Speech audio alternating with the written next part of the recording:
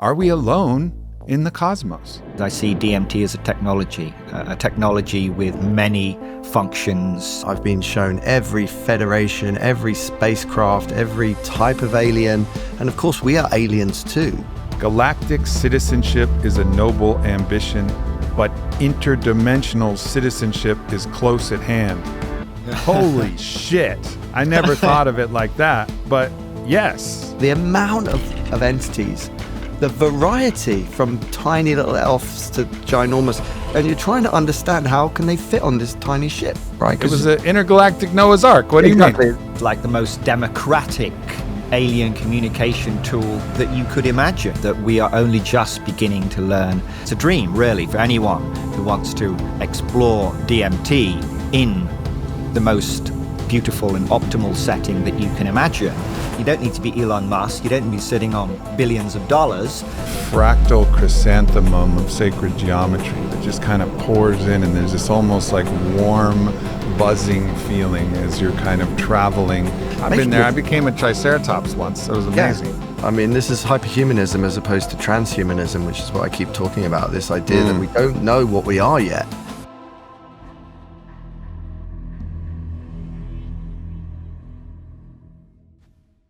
Is this default world reality the only true reality? Or is there other dimensional realities that have sentient beings that have an existence, perhaps not carrying flesh, you can't bump into them with your hands, but DMT might allow you to make contact with this sentient other. And then if there is a sentient other, what are the aggregations? What are the differentiations? Who are these sentient others? And what is the overarching structure of the cosmos that holds the sentient others? And us, as we know ourselves, in this skin-encapsulated self. I brought on Dr. Andrew Gallimore, who's been researching what happens when you go into extended DMT states with patient zero, Carl Hayden Smith, an experienced psychonaut, to explore these topics. What is going on in the DMT realms and what is possible on the frontiers of this exploration? This podcast is beyond fascinating. I can't wait to share it with Dr. Andrew Gallimore and Carl Hayden Smith. Dr. Andrew Gallimore, Carl, it's great to see you guys. Likewise. Indeed. So we have a lot of really interesting things to talk about because you guys are deep into the study and experience of extended state DMT. Now, for those of you who are not aware of what DMT is, let's just give the shortest version of what DMT is for anybody who may not have followed me for the last 25 years when I've been talking about DMT and are just new to this. What is DMT? Well, shall I start, Carl? I think that's correct. Yeah, you start. Well, in one sentence, DMT is arguably the world's most efficient reality channel switch. It is the most common naturally occurring psychedelic that has this astonishing, remarkable, inexplicable ability to obliterate the normal waking world and replace it almost instantaneously with one that is altogether stranger in many ways, altogether more complex, inordinately complex, often hyper-technological, seemingly hyper-advanced, and most importantly, and for many people most significantly, populated, and populated not by other friendly humans, but creatures entirely not of this world that also appear to be highly advanced, extremely intelligent, and wholly other. How does that do? Feels pretty good to me. Now, Carl, let's you and I take a moment to just drop into a short synopsis of the experience of DMT. And right now, I want to make a short distinction that we're talking mostly in this conversation about NN-DMT, which has been nicknamed the spirit molecule, which as opposed to 5-MeO-DMT, which is also known as Bufo, which has been called the God molecule. And there's an significant experiential difference and also neurobiological difference. But that's not actually where we're going with this conversation. We're going to focus on NN-DMT, which is the primary active ingredient in ayahuasca, as normally brewed with the chacruna leaf, providing the NN-DMT, although sometimes there's some slight mixture of 5-MeO-DMT depending on the brew and the leaves that are used. Also shows up in different snuffs, and also anybody who's smoking kind of DMT vaporized as from mimosa or whoever else it's synthesized. So this is like the classic original DMT, and we're not talking about Bufo in this conversation, although who knows where we'll end up going. But if you want to go first, Carl, and talk about just from an experiential standpoint, what it's like when you get that first flood of DMT. And then we're going to talk about the experiential differences about the onset and the journey of extended state DMT, which is like an ayahuasca experience, although minus all of the intelligence and spirit that comes with grandmother ayahuasca. It's just the pure compound itself. But let's just talk about that from an experiential standpoint real quick to give people a flavor of what we've experienced there. Yeah, sure. So I've been very, very honored to do 8 years now at Imperial College London as a participant. And I've gone through all the different phases of the DMT trials there. So the first one was DMT with just measuring EEG, intravenously administered, which is always interesting. As you pointed out, the route of administration is so important.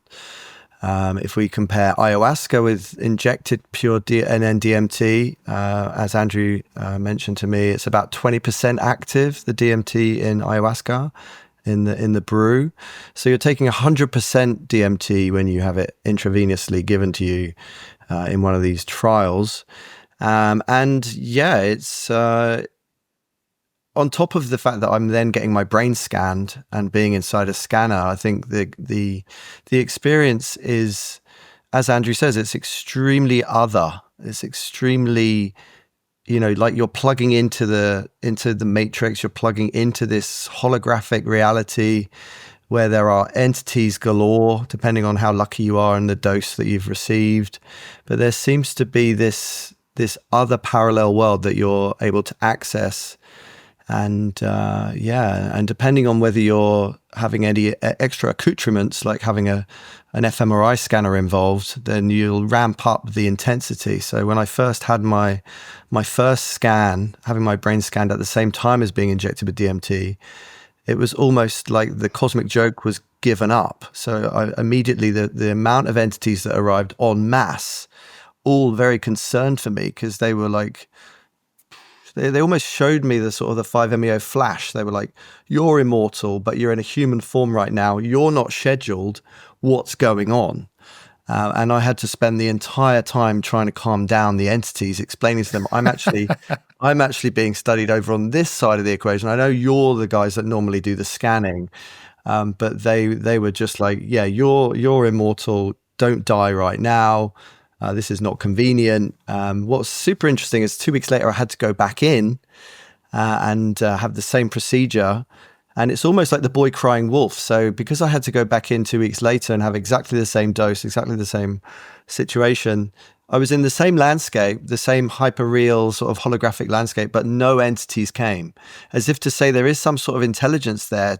And they're not going to come back and warn me again if I'm stupid enough to go back in and do the same thing again. So there is something there that's continuous, that is this intelligence that, I think both Andrew and I are very much on the fence as to whether these entities are other than our own imagination, our own archetypes, our own higher selves. But either way, I think we're winning, right? Either way, if it is just our own imagination, then that's also a win. If it's not our imagination and we are in fact accessing other realms, then we have to worry about things like colonization and making sure that we don't end up outstaying our welcome. And we can talk a lot more about what happens when you go back in every few weeks to have such an extended stay. You're opening up so much. That's such fertile ground to talk about. But I just want to give people, I've done several hundred DMT experiences. I had several hundred DMT experiences, from insufflated in the form of yopo to vilca and then also smoked, countless ceremonies of smoked DMT from harvested from mimosa to, some 40 some odd ayahuasca journeys. So I've had an immense amount of experience with DMT. So to just give people a sense of what DMT is like, it starts to open with this kind of fractal chrysanthemum of sacred geometry that just kind of pours in, and there's this almost like warm, buzzing feeling as you're kind of traveling to what very much feels like an interdimensional reality. And for me, I am not on the fence at all as to whether we are actually traveling someplace separate into a different dimensional reality. I'm not on the fence at all, nor am I on the fence at all that these entities that appear are entirely other. They have agency. We have communication that is far beyond the deepest reaches of my imagination and the wisdom that's able to be provided, whether it's a known entity like Yeshua, who I've encountered on DMT, or whether it's some foreign entity like a Mantis being that's coming in and doing some very precise psychic surgery on me, then in the conversational kind of cosmos that we're in. But so it feels like first the fractals and the geometry, and then when you're blessed, it feels like a blessing. When I'm blessed, also because of the way that the smoke comes in, by the time you're actually land, especially if you're smoking it, by the time you land in the place where you can actually be in this conversational cosmos with the other, oftentimes you're getting pulled right back out. So I've had many experiences where I'm like right at the threshold where if I felt like I had a little more rocket fuel, I could push through and actually be sitting at this council of star elders. But then I just don't have the rocket fuel to actually get me there. So that's what makes me incredibly interested to go join you guys and be one of the patients in the new programs that you guys are working with to see what happens. Now, of course, with ayahuasca, that is a far more extended state experience. And oftentimes you will enter this high DMT threshold place, but it's not a guarantee because of our own, chemistry, neurobiology, all of the things that you know super well, Dr. Gallimore, that depending on how the ayahuasca vine itself actually reduces the inhibition, that we have to actually the MAOI or whatever the actual technical, I don't think it's actually MAOI, but actually prevents the breakdown of DMT. So it allows the DMT to be active. However, that ends up working depending on what you ate that day or what your mindset is in. Sometimes you may have very little vision and sometimes just a lot of purgative qualities. Sometimes it may feel like the top of your head just got peeled off and you're on the most powerful DMT trip of your life. And so there's some real inconsistency in the ayahuasca experience where I've talked to many people who've sat for a session of 3-4 journeys, never saw a thing. And I don't imagine that that's the case with the intravenous administration of DMT. I'm imagining that it's just one of these things that it just doesn't miss. Like people are going to have an experience and that experience is going to be visual. Would that be a true statement to say when you're kind of talking about these extended state DMT experiences? Yeah, I mean, that was the original idea behind DMTx. Before I say that, I will just say that actually, although Carl said I'm on the fence, I actually now lean heavily more in your direction, Aubrey, in that from the 2 decades that I've been studying DMT, and attempting using kind of the standard paradigm of neuroscience to explain and drawing in other people's explanations for the DMT state and for the entities, Jungian archetypes bubbling up from the collective unconscious and all this kind of stuff. I've tried and failed to make sense of DMT using that. So now what's left for me is personally the undeniable conclusion that the only explanation that makes sense is that we are in fact dealing with some kind of I call it an intelligent agent. I wouldn't call it a spirit or a god or an alien or anything like that. I don't know the nature of it, but I certainly strongly lean in the direction now that we are dealing with an intelligence that we need to take seriously. So there's that. So getting on to and this is voiced. I just want to share this. This is, on the Noonautics page, you have an unbelievable quote. And so I just want to reference this, which actually points to the fact that you're not really on the fence. And my suspicions are that Carl's not really on the fence either. However, you guys are being good scientists, and I do the same thing. I also say, like, look, even if I'm just making this up, is it helpful? Is it beneficial? Does it grow corn, as my friend Chris Williamson says? Like, is this something that's useful for your life? And if so, either way, it's still a beautiful medicinal process. So I'm with you guys, and I also take that kind of scientific skepticism and just and honoring that voice, but also deep on my inside, I know it's not true. I know the places that I'm going and the things that I'm encountering are beyond what I could imagine. But your quote, and I just want to share this quote. Galactic citizenship is a noble ambition, but interdimensional citizenship is close at hand. Holy shit. I never thought of it like that, but yes, indeed. Right, exactly. I mean, we spend all of our energy firing rockets into, intermediate orbits around the nearest stellar object or whatever, things like this, expecting that our expansion or our trajectory as a species into contact with other species is going to take that form of nuts and bolts spacecraft being fired into the starry heavens. But I think DMT is the most reliable tool that we have, that almost guarantees an audience with beings that are far more advanced probably than anything that could exist in this universe. And anyone has access to this. It's like the most democratic alien communication tool that you could imagine. You don't need to be Elon Musk. You don't need to be sitting on billions of dollars. You just need a few hours in the kitchen and a glass pipe. I mean, that's basically it. Anyone can produce DMT. Of course, it's illegal in many jurisdictions, so I can't recommend doing that. But it is, it's ubiquitous in nature. It's like this gift that's been given to everyone. All we have to do is seek it out. It's not beyond anyone's reach if they put in the effort to find it. So it's a wonderful thing in that regard. Also even on the simpler path, there's relatively good research, and I'd love to hear your thoughts on this, that if you're entering into an extended state darkness retreat, which just requires the removal of light, like I had undeniably DMT experiences in my 6 days isolated in the darkness, undeniably.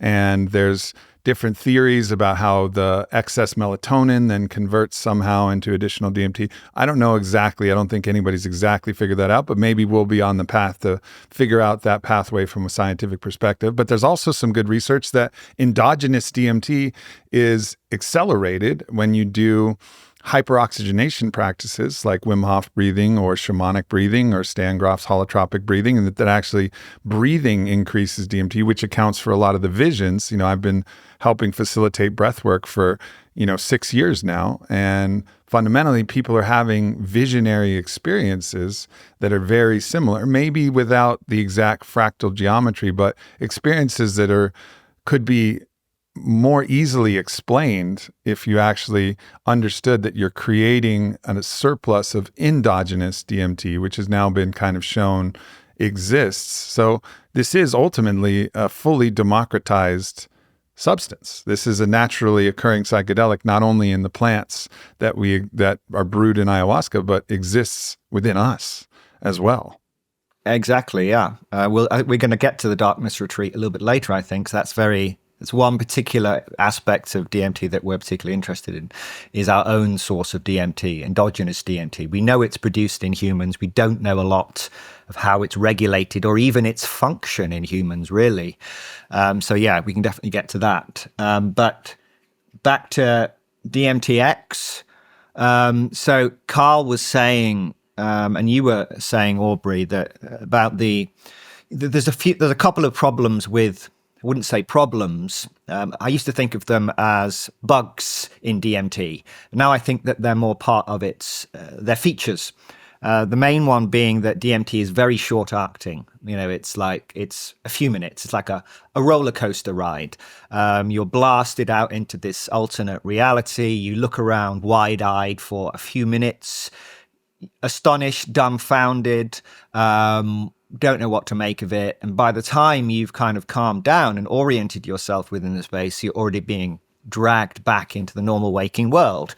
So it's not exactly conducive to being to proper exploration, analysis, establishing communication with the beings within the space. It's not. Ayahuasca is a solution to that. And as you said, Aubrey, you use this DMT normally taken orally as completely inactive. You combine it with this monoamine oxidase inhibitor, MAOI, as you said, normally from Banisteriopsis carpi, the traditional ayahuasca vine. And this prevents the DMT that you ingest at the same time from being broken down, so it makes its way into the brain, and you can have a psychedelic trip that extends over several hours. However, this also has a problem.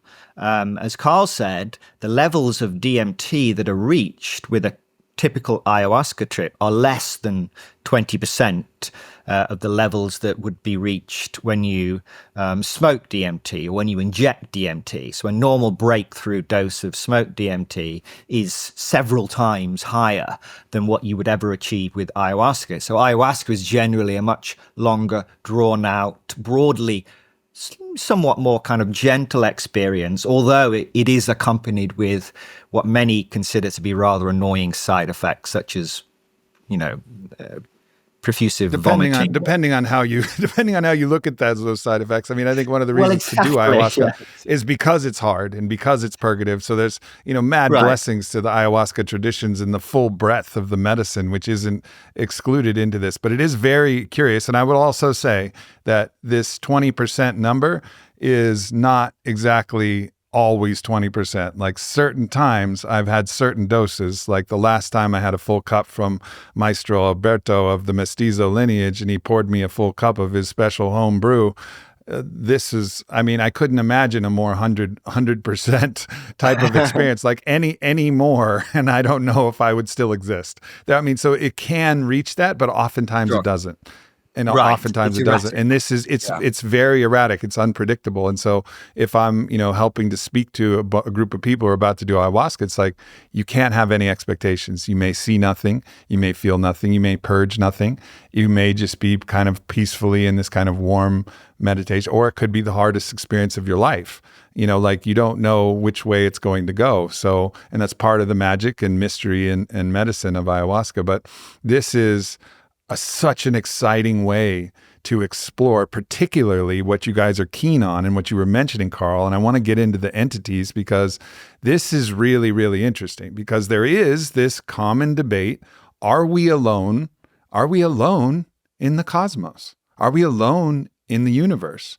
Right? And I think a lot of people are opening their mind to both physical visitors that may be coming from intergalactically and have some kind of physical form, and they appear as lights or they appear as beings or however. Or, I think as they opened up unidentified anomalous phenomena, they're opening up the door to interdimensional contact, which to me is beyond a fucking shadow of a doubt, because I've experienced it, countless amounts of times.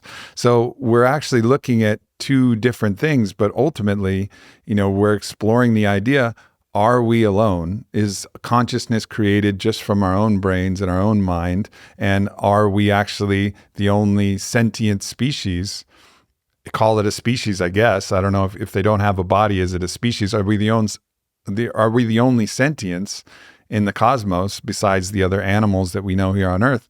And I think these studies are going to start to show, as the University of Virginia has started to show, about the continuity of consciousness. I think as these studies are pursued, we're going to start to get a body of evidence that's going to show that, hey, y'all, we're not alone in the universe. And that's going to be a profound revelation that's been isolated formerly to religious beliefs in angels, or potentially New Age beliefs in star beings, or psychonautic beliefs in their direct experiences. But we're going to actually start to have scientific, reports about reliable contact with certain entities.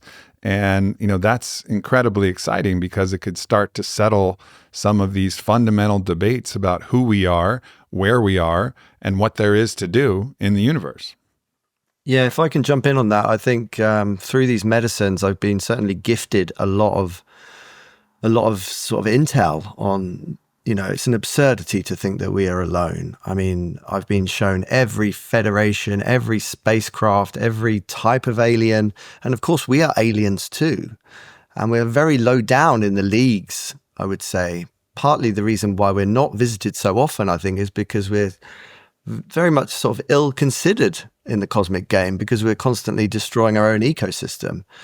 And through that ignorance, maybe that's partly why we've not been harvested so far. That's my current working hypothesis, that it's only the outliers that come to visit because we're maybe not so intelligent, and maybe it's the mycelium that's the intelligence on the planet, but not the humans. So maybe we're protected partly through that ignorance. But I think that we're absolutely amongst many alien species, even on planet Earth. Look at this under the sea. We don't even know what's under there. We haven't explored even. Absolutely.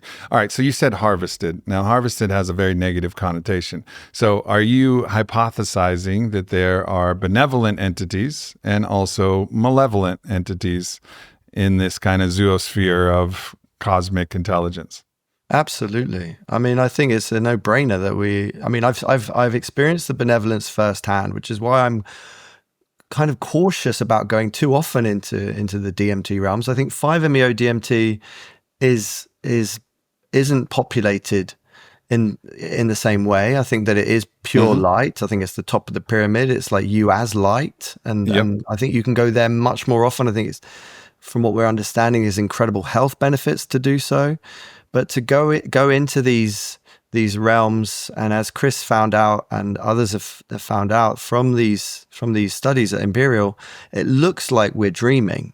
It looks like we're in the dreamlike state when we're on DMT. And we talk about the light body, we talk about the astral realm. So I think we go into these dimensions where there's tons of aliens, and we're part of that. I think that's absolutely the case. So I'm thrilled to share with you guys, I co-founded a new company called Psilo, which makes essential oils. And the reason I wanted to do this is that I've found that the power of essential oils when used in ceremony or in ordinary life is really profound. It's an opportunity to invite you into a different world. So when I'm facilitating medicine or receiving medicine, I reach for these essential oils to allow their scent to transport me into a different world. Now, there are many different botanicals and essential oils that exist in the market, but I wanted to create the very best, the things that I would want to use when I'm in ceremony, the worlds that I would want to enter into.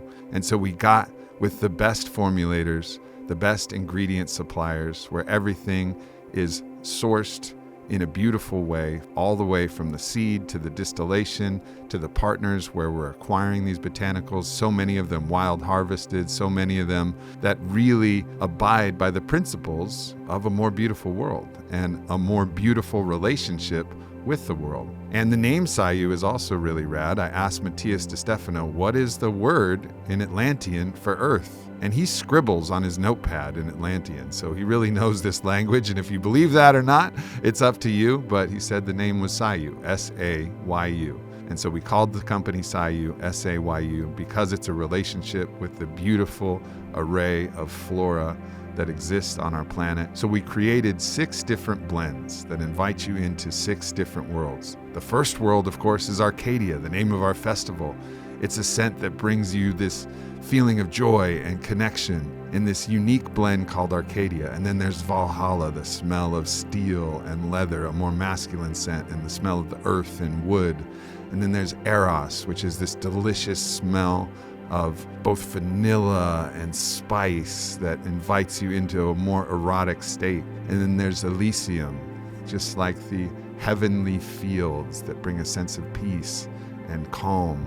And then there's Mage, which was actually channeled by one of our partners as a way to use these unique plants that I've never smelled before as a form of spiritual protection and transportation into different worlds. And lastly, there's Helios, which uses the flower Corsican helichrysum, which is one of the most coveted and beautiful scents in the world. And when I first smelled it, I was like, oh man, this is the smell of sunlight. If sunlight had a smell, this is it. So we called it Helios and blended it with some other botanicals. So everything from the beautiful packaging to the way that these oils are harvested and distilled from these plants, we just did it right every way, all the way up, all the way down. And these are all in my medicine bag wherever I go. And I think you guys are gonna love them. So I'm super proud to share our new company, Sayu.earth, SAYU.earth. And if you're interested, you can get 15% off with the code Aubrey and invite yourself into these wild, beautiful worlds that I've co-created with my partner, Carly. So SAYU.earth, and definitely let me know what you think, because I absolutely fucking love these essential oils. You know, I think I really feel like humans, my personal theory is that humans are the envy of the whole cosmos. And I'll give you my thesis why. I think we have the widest range of any species conceivable, right? We have full physical bodies with full sexual apparatus that are not only like psychologically sexual, which I'm sure exists and could be quite wonderful, but I'm quite a fan of the physical old school version that we have available to us. So for one, you know, we have like this full animality and carnality, like we can play basketball and we can make love and we can eat all of these varieties of food, and we have such a beautiful planet.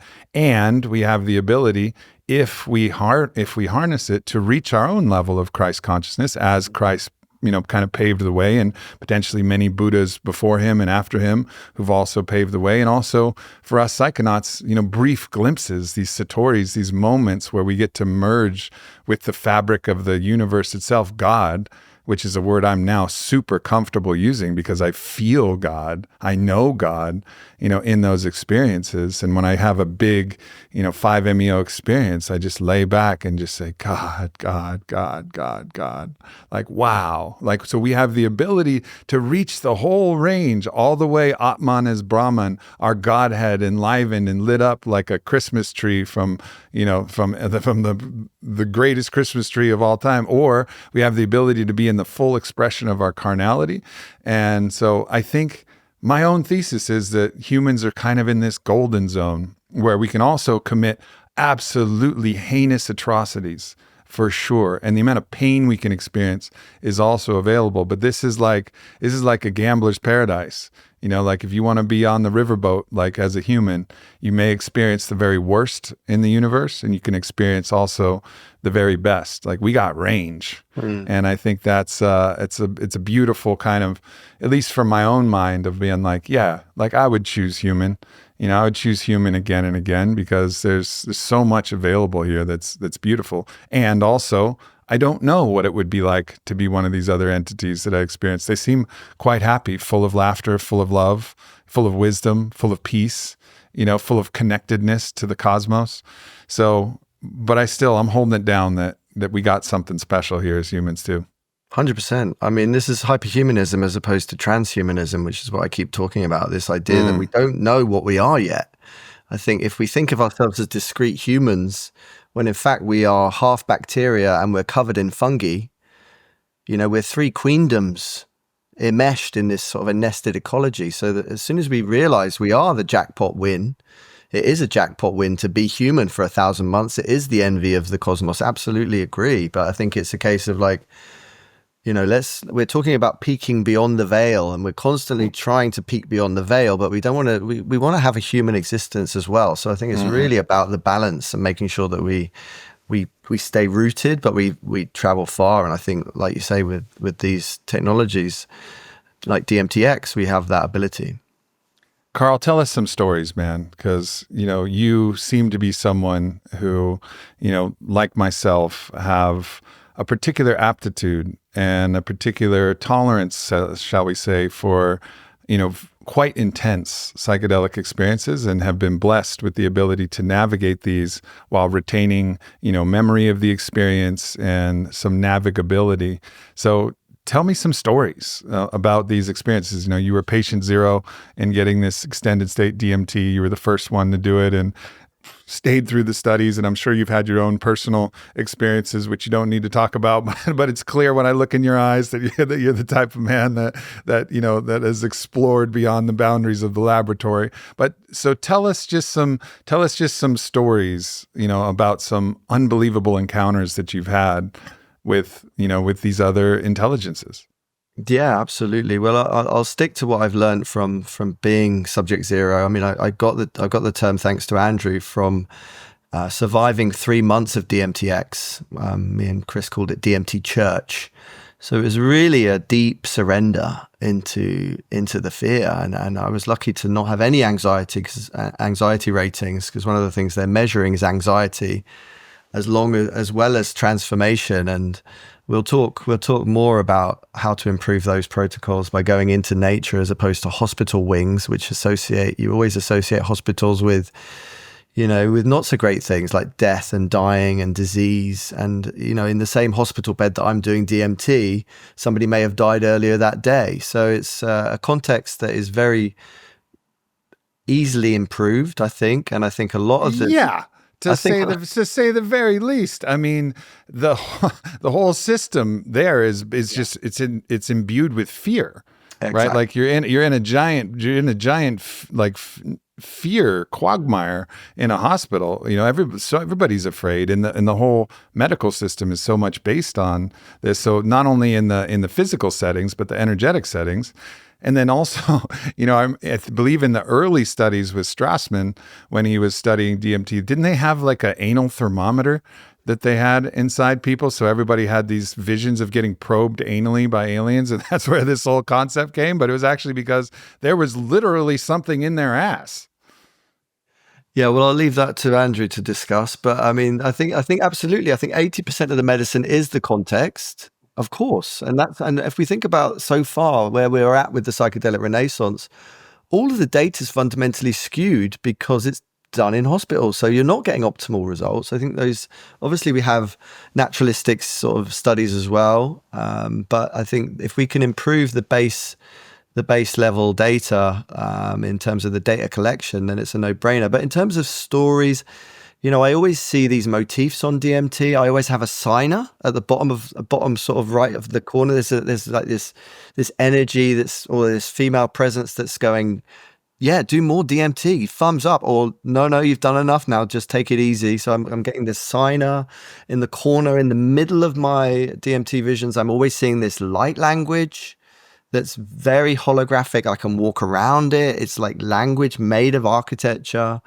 It's something that I've always wanted to draw out. And I think, again, one of the limitations with these protocols at Imperial is that you're blindfolded, you're kind of locked in, you're not able to kind of draw, even though I would be able to draw those hieroglyphs. That's another reason why, I'm very excited to improve on these protocols, to be able to really understand this light language that is very common. A lot of people see this. I think that you navigate with your breath. A lot of the time, that's how you do it in these realms. You talked about DMT being maybe produced endogenously in the lungs. Another great study to find out.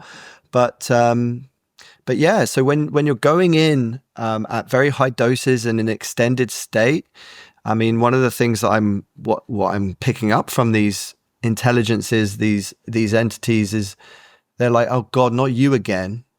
You're only here like 3 weeks ago, like what's going on? Like, we'll still do the psychic surgery on you, but please be mindful, we don't need to see you so often. But it does seem like there's this mesh, this light mesh that you become part of. It's like a playpen, almost like it's built for them to observe you. There seems to be this sort of playpen environment. But it's like, it's a mutual exchange. It's like they're working on my energy, but for their own ends. So I think it's about surrendering to that and understanding that there's a mutual exchange. It's not just a one-way thing, which is why I talk about we've got to be careful what kind of intentions we have going in. I think like being very humble about the fact that we may be entering something else's space. One of the other things I think is it's very moral. It's a very moral space. I'm either in a space seeing these other realms, or I'm looking through a window, or I'm having a mirror onto my own life, which is kind of like, you're not doing so well, and you need to live sharp. You need to, if you don't act now and you die with the current state of affairs that you've got, death is not a place you want to be right now. So it's very moral. It's always like talking about your relationships. It's towards the end of a trip, I'll be getting these kind of very moral kind of inputs for meta programming. And I'm constantly being processed through these kind of interfaces. It's a flow. There's a flow. I mean, I know we're Andrew is particularly interested, as we all are at Noonautics, for the stabilization of the space. And I know that there's been attempts to try and map out the space. DMT Nexus, for instance, there was a whole sort of crowdsourced map of the DMT realm. And again, that's another fascinating thing. But I think what I experience when I'm doing, especially high dose DMTx, is there's entirely different ontologies at play that are very different to thinking and feeling that we have as humans, entirely different ontological shocks or ontological realms. And one of the most interesting things I've always found in Yopo or a Bufo experience or 5-MeO experiences is being the light, being this kind of eternal, infinite light. My question is always like, what is producing this? Like, is there anything beyond that? And if you look into Buddhism and, you start to get some answers, but I've always asked, like, what is beyond the 5-MeO experience? And one of the things that I found from doing DMTx, and Andrew knows about this well, is that on the largest dose, I'm sitting there. Picture the scene. I've got two intravenous. I've got cannulas, right? So I've got bloods coming out of one arm, DMT going into the other, and I'm not able to move very freely. But at the bottom of my bed, I'm seeing a white disc. I'm supposedly hallucinating this white disc, and it's like a black hole, but a white hole. And I know it's the unity space of the 5-MeO experience, which is strange because I'm having an NN DMT experience, but it's because it's extended, because it's a strong dose, I'm seeing the unity space. So it's like I'm bridging these dimensions. And as I'm looking into this space and trying to shuffle down my bed to get inside the hole, it cracks open. And suddenly it's like, imagine an alien takeover of the DMT realm. And I'm like, what's going on? What's going to happen? And then as it cracks open, it opens, and I expect it to go back to a duality, but what it actually reveals is a plurality of unities, a plurality of different types of unity. And it's almost like the meta, it's like a meta reality, but it made me realize that there is, I was actually given a key physically to actually enter this realm. So it's kind of, I've been given this gifted knowledge of beyond a unity. There's, of course there is a plurality of unities, and it's not just one type of unity, not just one type of this non-dual space. So it did feel like a mystery school. It felt like I was being gifted knowledge about death. If you've not lived a good life, death is not somewhere you want to be. And it's about this kind of building the solar rainbow body.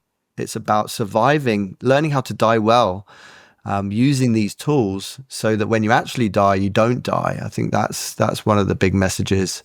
And yeah, just architectures of embodied language. It's extraordinary and extremely sacred, and extremely, you have to be humble in the face of it.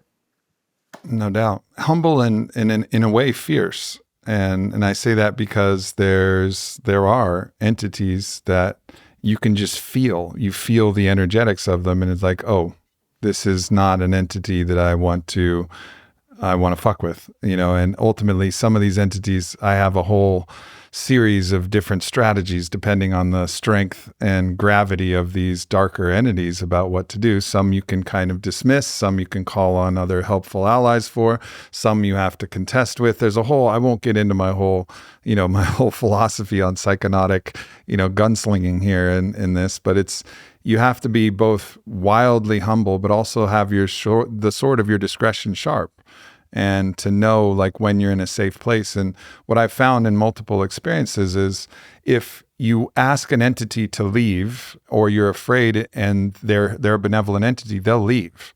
They'll move away. Like the moment they sense your fear, like I had these rainbow eels that were coming in, and I was like, eels? I don't think I'm interested, but rainbow gave me a good sign. So I was like, I'm not sure. And then they swam back out into the astral stream that they were coming from. I was like, no, wait. It's okay. Come on in. And then they got really close, and I was like, no. I don't know if I trust you. And then they left. And then finally I was like, okay, I trust you. And then they came in and they started chewing up this darkness in my body and spewing it back out. And I was like, it was just the ecstasy of being cleaned by these interdimensional beings. And I've found that with the benevolent entities is they really respect agency, and they're actually here benevolently. Whereas these other entities, you could be like, no, not today. And they're like, fuck you. Like, here I am, I'm gonna do what I'm here to do. And so there's this both radical humility and surrender, and also like the fierceness of your sword of discretion. And these are things that I think people are not aware of when they go in naively. So naively, it's generally a benevolent place, and generally the best thing to do is surrender. And as you develop more experience, you learn, okay, here's the place where my sword of discretion needs to come, and I need to have a plan of how to deal with these things, which oftentimes surrender is the best choice still, but there's certain times it requires certain different responses depending on what you're actually encountering. So, Andrew, I don't know very much about what's happening, and you're deep in the neurobiology. What's happening? Do we know what's happening to the brainwave state? Do we know what's happening? Do we know what's happening here beyond anything that I might have experientially understood? Like, what has been learned in the scientific field of what's happening during these states? Well, we are in the last 20 years, well, really in the last decade, to be honest, we've learned so much more about what's actually going on in the brain under the influence of psychedelics more generally, and in more recent years, DMT specifically. But DMT is in many ways unique. So if we go back to the earliest studies with proper neural imaging, so we're talking about functional MRI imaging, where you can actually see the activation of the brain in real time. Imaging studies actually go back to the 1950s, like early EEG studies. And even then, when subjects were given LSD or mescaline, the EEG signature suggested that under the influence of the drug, the brain was somehow becoming more active, more dynamic. There was more kind of randomness. Even when the subjects had their eyes closed, it was as if their brain was kind of doing stuff, I guess you could say, suggesting that the brain was self-generating information, becoming very, very active, even in the absence of sensory stimulation. At Imperial, from the beginning of the 2010s, really, the first studies with psilocybin and then LSD suggested that, so normally in the normal waking state, your brain activity is very tightly organized. Your brain is kind of constructing this model of reality that we live in, this world model, as a pattern of cortical activity, a pattern of cortical information. But and it's very, very tightly organized, and you can see the brain shifting between these very discrete states in the normal waking state. But when you give someone psilocybin or LSD, you start to see a kind of a loosening up of that activity. The brain activity becomes more kind of fluid and dynamic. and more random in a way, as if the brain is able to explore a larger repertoire of states over time. And that kind of maps with most people's experience with something like LSD or psilocybin. The world becomes more fluid and dynamic. Objects shift and morph, and their identity shifts before the eyes, that kind of thing. So that kind of made some sense. But with DMT, something different seems to be happening. It's not like the normal world. The normal waking world is simply becoming more fluid and dynamic, but it's actually being completely obliterated. So you get this disorder with psychedelics. You get this increase, go from order to a level of increasing disorder with the classic psychedelics like LSD and psilocybin. And this increases and increases. But with DMT, it's like you go to disorder initially, this highly chaotic, complex geometric patterns, and then suddenly zoom, it drops back into this highly ordered state. But it's not an ordered state that's representing the normal waking world kind of on the other side, but it's like a new form of order where this brain has dropped into sort of another attractor well, if you like, and found a completely new order, which represents this highly coherent, highly complex alternate reality. And the question for me is, where does that order come from? We can kind of explain many of the features of the classic psychedelics in terms of this loosening up of neural activity. But what we can't explain, in my opinion, is why the brain can find this new order, this new world, how the brain is able to construct this highly coherent alternate reality model that bears no relationship to the one that it evolved to construct. Your brain evolved to construct the normal waking world as a model of the environment. How does it know? It's like it's speaking a new language that it never learned. And what's interesting for me with some of the latest neuroimaging studies coming out of Imperial is that you're starting to see some of this order appearing in the EEG studies, for example. Just a few years ago, they noticed a couple of things. First of all, they noticed that, so a little tiny bit of neuroscience, but when you open your eyes and you're viewing the world, you can see brain waves traveling. So information comes through the eyes, goes directly to the back of the brain. Well, not directly, but almost directly to the back of the brain, called the primary visual cortex. And then the information starts flowing forward, where it reaches higher levels of the cortex that start to process it and enables you to kind of construct this coherent model of reality.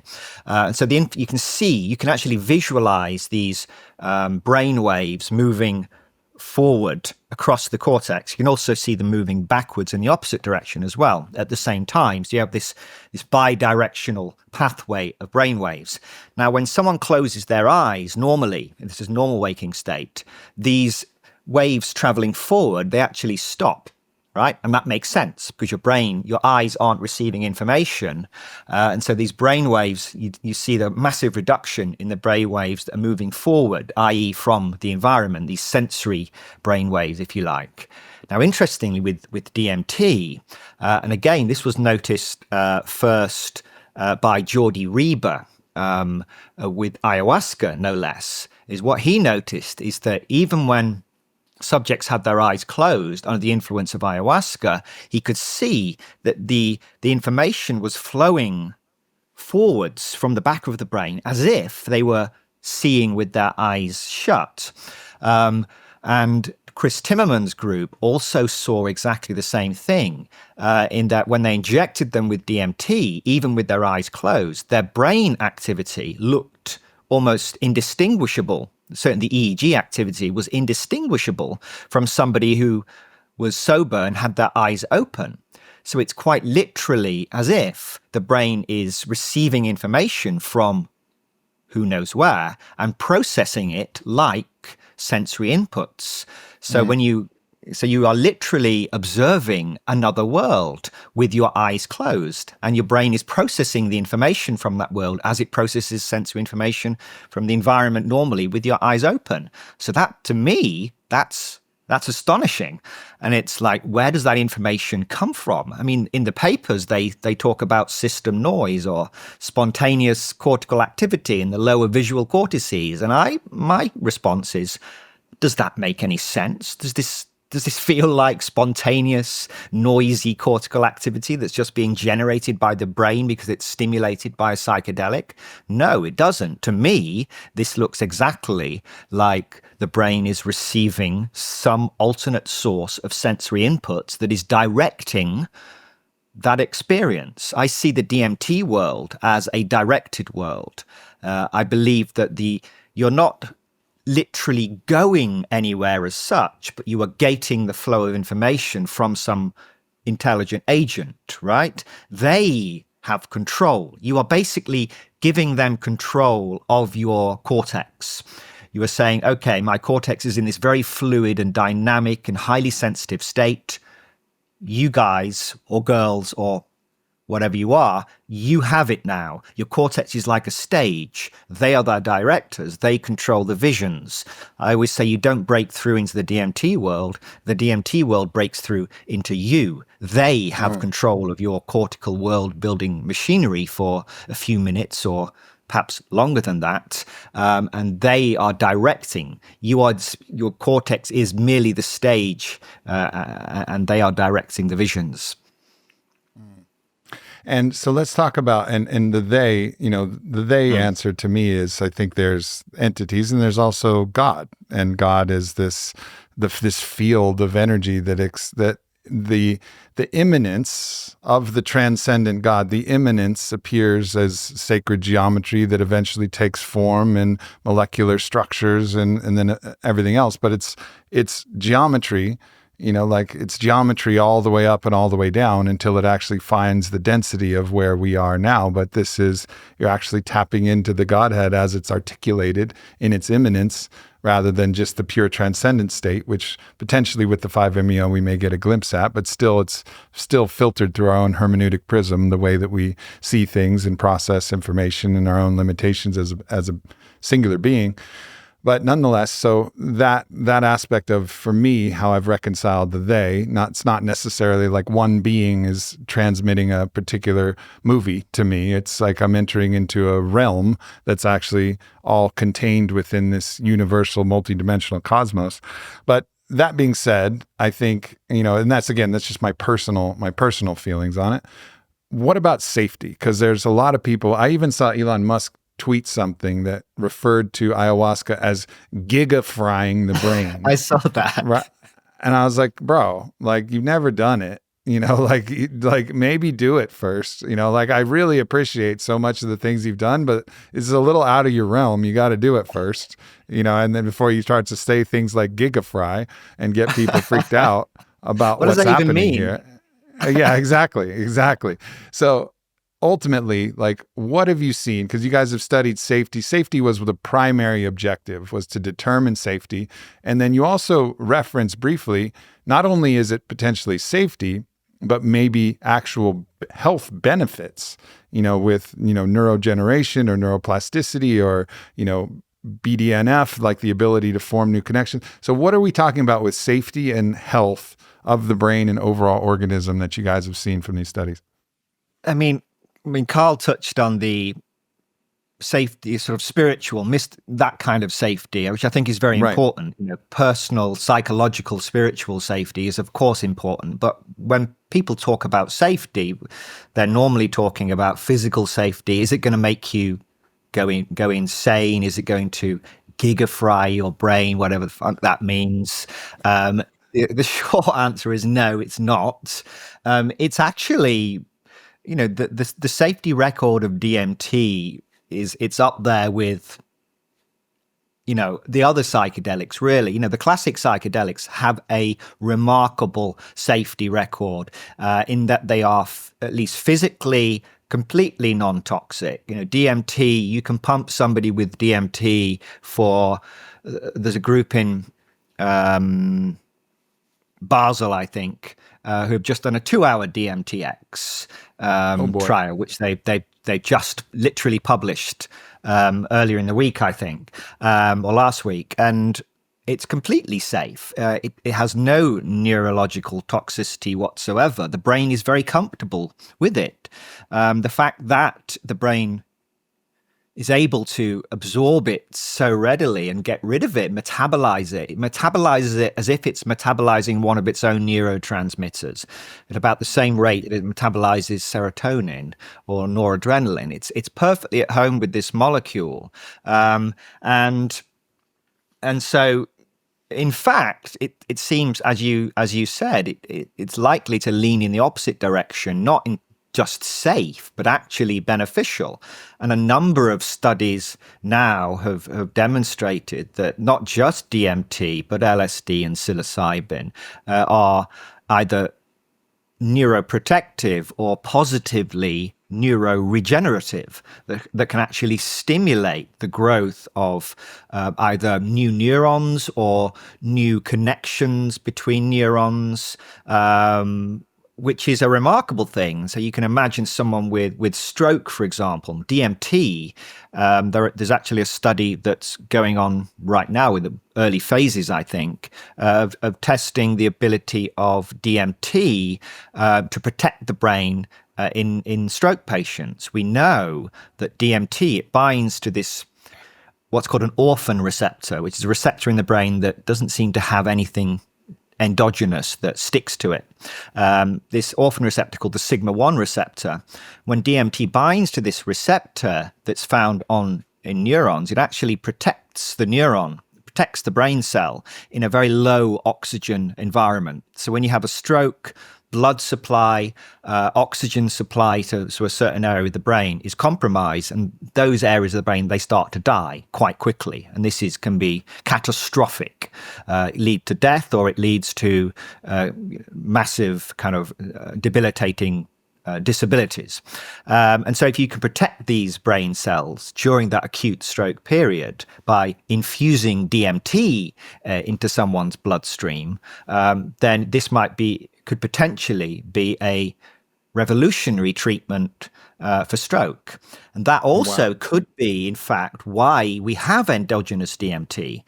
Dennis McKenna, Edie Fresca, they hypothesized that the release of DMT, whether it's by the brain itself or whether it's by the lungs, for example, in a low oxygen state. So this would be at the point of death. As you are approaching death, brain oxygen levels start to plummet. This might be the body's last-ditch attempt to protect the brain just in case you come back, just in case you don't die. By flooding the brain with DMT would protect the brain, but it would also cause this astonishing. So it could be like twofold, right? So you're in the dying process. DMT is released. It's protecting the brain, but it's also generating this transition state between life and death. It's allowing you to transition to the other or to the afterlife. I don't know what you want to call it, right? But should you actually come back, your brain will be in a much better state because it's also being protected via this sigma-1 receptor. So it's almost like it has this dual function, maybe. And so if you can simulate situations that mimic this either a low oxygen state, whether it's influenced also by darkness. This is also a possibility. We don't really know actually what is regulating endogenous DMT, but it's certainly something we're very interested in working out. And then we can maybe hack the brain's endogenous DMT system to induce DMT states reliably in people without having to inject them with anything. Yeah. What do you think about, I'm just imagining a future world, right?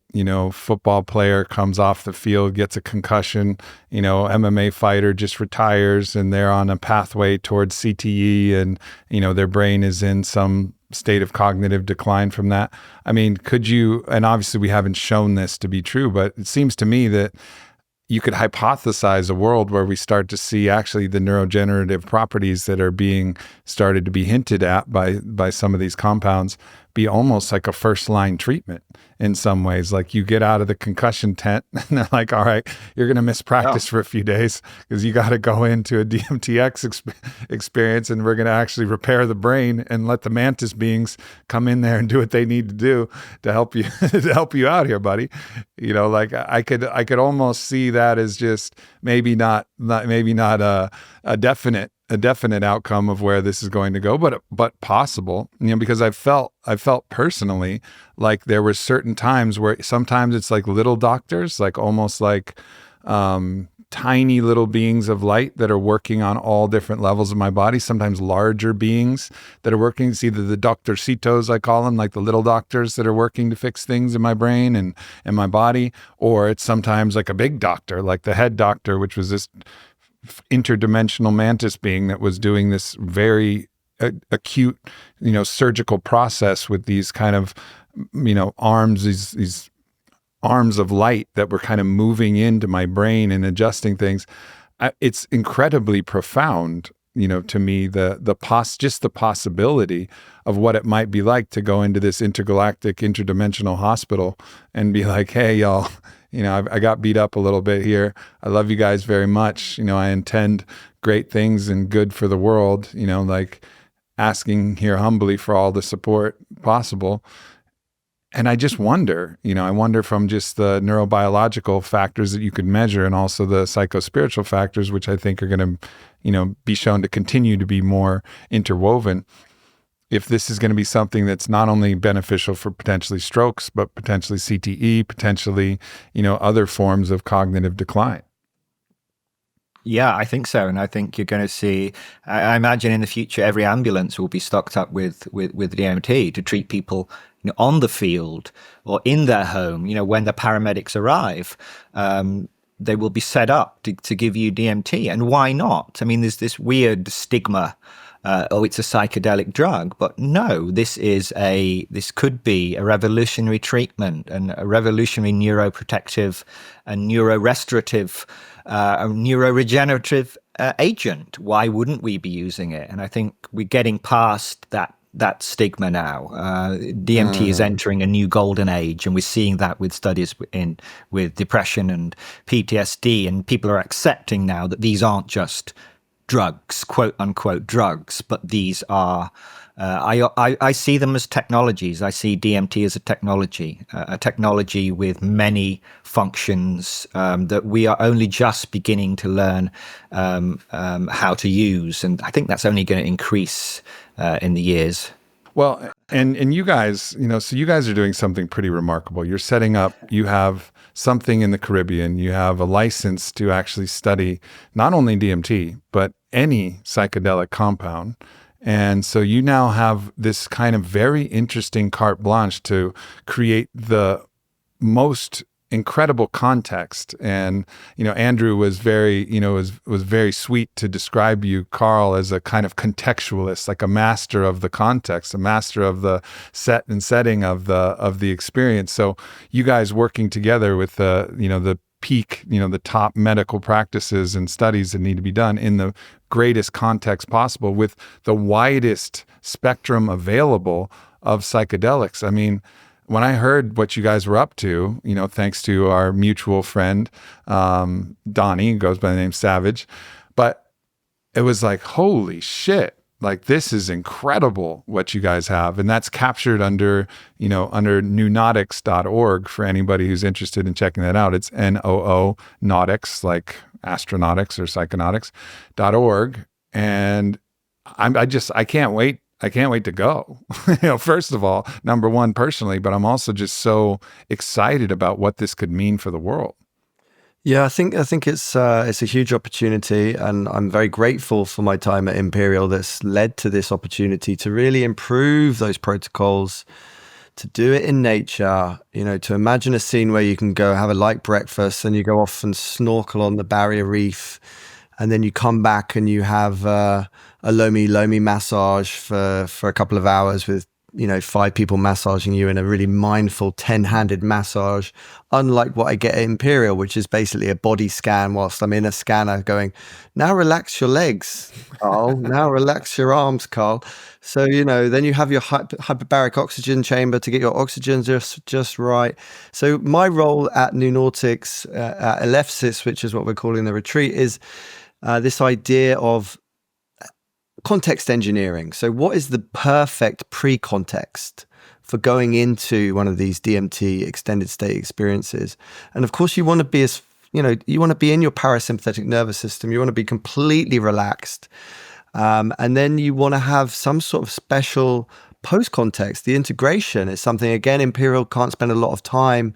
It's very expensive to do these clinical trials. It's very expensive in terms of time. There was 11 of us that went through the DMTx trial in terms of the pilot phase anyway, and not many people got through it because of those contextual factors, those limiting factors.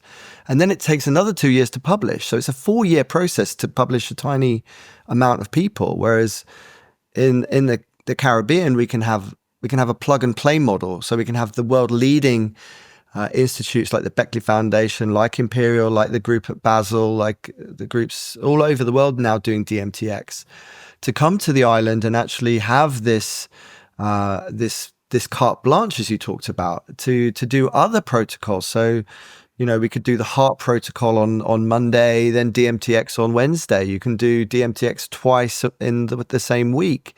So I think that these opportunities now, luckily for us, are opening up at a time when, we're sort of seeing the psychedelic renaissance hit the buffers a little bit, with the FDA decision not to give MDMA to veterans. That's kind of like put a bit of a much more kind of eyes on the space, which I think can't be a bad thing, to get these protocols completely ironed out to make sure that we aren't causing any kind of lasting damage. Because what we don't want is just more chasing the tail. Because what I'm trying to achieve with my work is altered traits, right? We don't want just endless altered states constantly trying to chase that peak experience. We want to see real integration, which means that you've actually learned as much as you can from that reflection of these extraordinary curatable trips like DMTx gives us the opportunity. You're in your trip, right? And then suddenly you're seeing entities, but the resolution's too low. So you say to me or to whoever's sitting next to you, can you increase the dose while I have this meeting? And you've gone in there for your 2-hour scheduled meeting where you've gone in for a specific scientific question. You may be a mathematician or an indigenous leader or, just a psychedelic researcher or a psychonaut that's gone in for a specific purpose. And that's the beauty of this technology, as Andrew refers to it. It is a technology because it's like plugging into electricity. We know from Imperial that the heart, it does stabilize. Whenever we do DMTx, there is this kind of like, oh my God moment where you have this kind of body load, but it stabilizes. And we know that there's very little tolerance. So the dream is for me to have a very low level DMTx experience where I can fall asleep inside the DMT trip and have this inception, dream the dream of DMT. And Andrew jokes that we don't need to do that. He can just inject me while I'm asleep with DMT and then see if I have this. It's not a joke. So I think my thing is like, let's combine the South American lineages with the Egyptian lineages. I know you're a big fan of the elixirs, but now we know saffron. If you take saffron, it's like an alternative to MDMA. If you take frankincense and myrrh, it's like the equivalent to Valium or ormus. I mean, the ancients were taking ormus, right? So that's monatomic gold, monatomic silver. So what did they were into being with not just with the plants, but with the minerals and the elements. So I'm really interested in combining, in terms of coming out of a DMTx experience, what can you take? Maybe some sort of blue lotus with lapis lazuli, as a way of really benefiting and amplifying those states and getting as much out of it and being as sensitive to it as possible, so that these things can really, take us to the places we want to be. But at Noonautics, we have so many advantages. As you see on the website, we're looking for natural sources of ketamine through a mushroom that we're now growing in the lab. Imagine if we can produce, all of those people that thought that ketamine was a synthetic substance, very sort of like to be avoided. But actually it's not a plant medicine, it's a fungi medicine. They got there first. The mushrooms got there first. So we're second to the party. But also AI drug development. There's so many new drugs, 100,000 new drugs discovered by AI that hit the 5-HT2A receptor. I mean, we need multiple eyes on these things, and it's citizen science. You can't do it all yourself. You need to open it up to the best and the brightest minds. And I think that that's the opportunity we have to really bring, and it is the modern day mystery school, which is why we've called it Elefsis in homage to the great mystery schools of ancient Greece. And also my other big wish is 5-MeO DMTx, because I want to stay inside that experience for much longer. Wow. Yeah. I mean, it's, there's so many for, for a psychonaut like myself, again, 25 years exploring this, and had the best of the best and the worst of the worst, in my time there, but overall the best of the best and experiences and everything in between. And then there's still a few that are out of reach. And, I've talked to Donnie about this as well. And he's had, some personal experiences with a compound called MXE, methoxetamine, which is completely unavailable on the kind of your local medicine dealer, as you might call it, and because I believe these are medicines, although any medicine can be used as a drug. And so we have to be mindful of that, just as any drug can probably be a medicine in the right context as well. I'm open to the flexibility depending on the dose and the individual and your intention and how it's working with you, et cetera, that there's a whole gamut between medicine and drug. But methoxetamine in particular is something that's hypothetically available for study, at Noonautics. And it's become this kind of like interesting thing as someone who's experienced pretty much all of the classic psychedelics. Now, not going into Shulgin's, deep cuts of all of the different compounds that he's created, but experiencing pretty much everything out there. This one has kind of illuminated, shimmering like a star that I can only, partially see because I have no idea. Talk a little bit about that compound, because to me it's become this little mini grail quest to find the ability to actually experience this, which Donnie is one of my most respected psychonautic brothers who's had the experience, saying this was incredible, bro. Like you don't even understand how potent this compound is. So explain to people who've never heard of MXE what it is and what that experience might be like. So MXE was legal from 2010 to 2014 worldwide. MXE was very famous for allowing a lot of heroin addicts, cocaine addicts to just quit because it was just superior. There was a church that sprung up in the States surrounding MXE.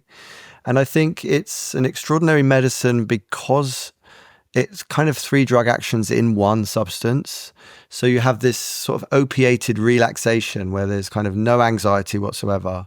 Then you have this kind of MDMA rush where you're very, you just want to make change in the world. And then you have the ketamine kind of disassociation. So you're completely relaxed, very, very stimulated and disassociated.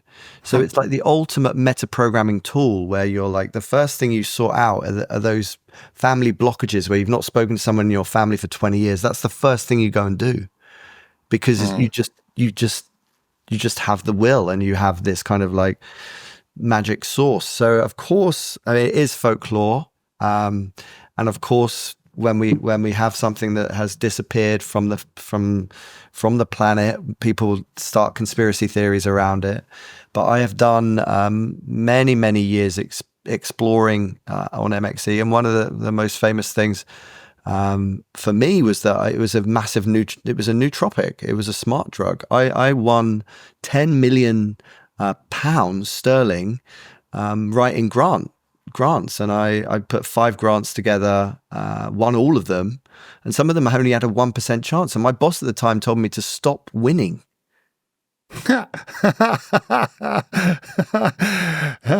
Wow. I mean, and this is where the folklore starts to come in, because Donnie's stories are equally as profound. And, it reminds me of, Aldous Huxley was in this kind of quest to try to find, the elixir, this particular compound, which would be like the perfect psychedelic. And I'm not saying that MXE is, and I think every psychedelic should be respected as any unique individual should be respected. You can't say that the Buddha was better than the Christ or, something like that. Like, there's a unique prism by which you can look at all of the beauty and all of its uniqueness. Everything has a place and all reverence all around. But Huxley in his kind of meditations on this, he was very into mescaline, and that was what was available to him at that point in time. But he was always imagining, like, what if there was something that was universally the moksha, like the medicine that you could use for like these deep initiatic processes and rituals. And, so this curiosity for me is high on the list. So, I hope that one day down there in the Caribbean, with full legality and full blessing from not only the legal authorities but the cosmic authorities, that I get to be one of the early patients, maybe my own patient zero experience in the new era on MXE, as well as, of course, exploring the familiar territory in a novel way with the DMTx experience, which is exciting. I mean, the DMT experience for me is it's been so wonderful. It doesn't mean that I haven't encountered, dark journeys where I've, faced off with the world crusher who was negotiating with me for the soul of my father and playing. I mean, I've had very intense experiences, so I come with maximum respect.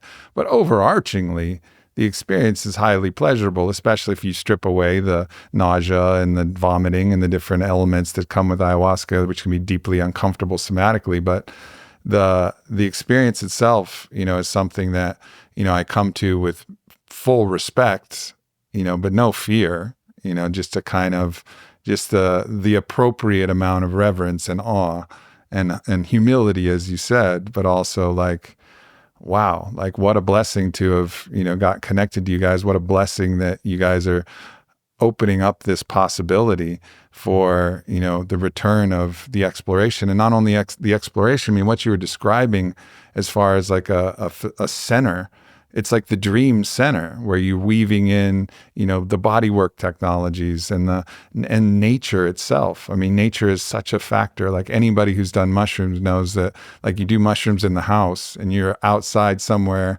where the outside is beautiful. Like as soon as you can get off your mat, the very first thing you want to do is watch the trees breathe with you, and like feel the clouds, moving in the sky and the sun. And it's like, it's unbelievable. So to combine nature with all of the human touch technologies, all of the right music, I'm good friends with John Hopkins, who's produced some of the most incredible music for psychedelic therapies. Same with Porangi and his Kuya sessions and all of these and East Forest, like there's so many great musicians, not only who are there to sing the Icaros and the traditional music, but also create like the popular versions you can just listen to on Spotify of just unbelievable music for these experiences, and weaving all of that together in a legal setting where you don't have to worry about, some jackbooted authorities coming breaking down your house and ruining your trip. Like that's the only real bad trip, is if the cops come busting in, at that point. But it's such a dream. And I mean, I'm just so grateful with all the complexities and challenges in the world, the existential risks that are popping up. There's solutions with asymmetrical potential value that are also now becoming available. And I think it's no accident that these things are happening kind of simultaneously. Yeah. I mean, when I first kind of was working with Rick Strassman back in 2016 when we wrote the original DMTx proposal paper. We wrote in the paper initially that we wanted to use this as a tool for establishing two-way communication with these beings to explore this space and to navigate it and learn to integrate ourselves with this space. We had to remove that from the paper because one of the reviewers says we can't be having talk of alien intelligence in an academic paper, so we cut it out. But that was my dream from the beginning. And now I'm really grateful. I mean, what Imperial have done is they're real trailblazers and pioneers in actually taking our proof of principle model and actually showing that it's safe and tolerable in humans, that it works. You can stabilize the DMT state. But it was never my intention that this would just be restricted to research institutions or the kind of standard research institutions where there's a 6-month recruitment period and you end up with a dozen people and it takes 2 years for those dozen people to be worked through the system, and they're asking very limited academic kind of questions. What are the changes in neural activity and that kind of thing. For me, it's always been about much, much more than that. It's about bringing this extended experience to as many people as possible in a safe, beautiful, optimized environment. And so when I started working with Noonautics and they said to me, I've been working with them since 2016, this non-profit organization operating out of Florida.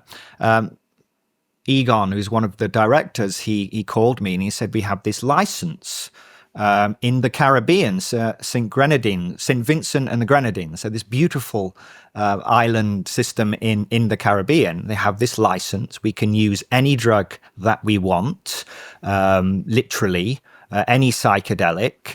We have this retreat center that we can construct. As Carl said, we're calling it Elefsis or Eleusis. I think most people pronounce it. People can go to elusismind.com and actually look at what this retreat's all about.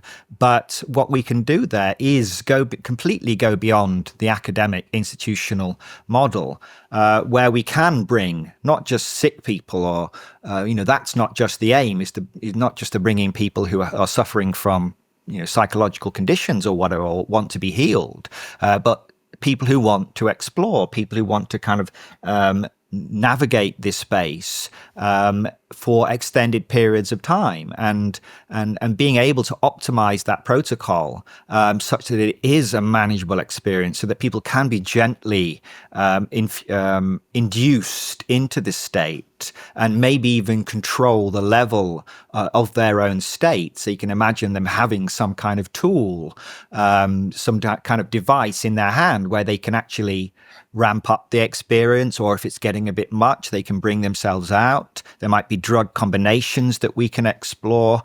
We've thought about a number of possible drug combinations that might enhance the experience or alter the emotional coloring of the experience. It's like the world is our oyster. There's nothing that we can that we couldn't do on this island, and this is completely.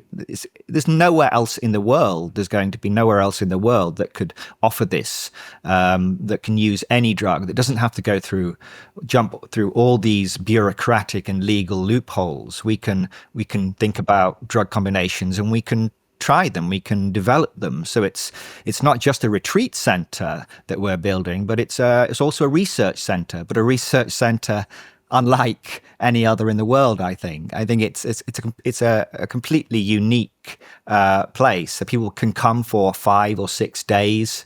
They will have their preparation, yoga and mindfulness and meditation, swimming in the ocean, of course. Then they would have a series of DMTx sessions, maybe starting with a low-dose DMTx session, particularly if they're not particularly experienced, to accustom them to the space, and then integration, and then maybe a deeper one later in the week, where they can push themselves much deeper into the state, and then again follow that up with integration. And it's just the whole idea is completely magical, and it's a dream really for anyone who wants to explore DMT in the most beautiful and optimal setting that you can imagine. There's going to be no place like it. Unbelievable. When are you guys going to be? When are they going to be receiving people to come experience this? Is it already happening, or is there like an official launch date? There's no official launch date, but it's going to be in 2025. We expect to get, so if people go to elusismind.com, they can actually sign up or express their interest at least. In the first year, we expect to be able to push through around about 300 people. Is that about right, Carl?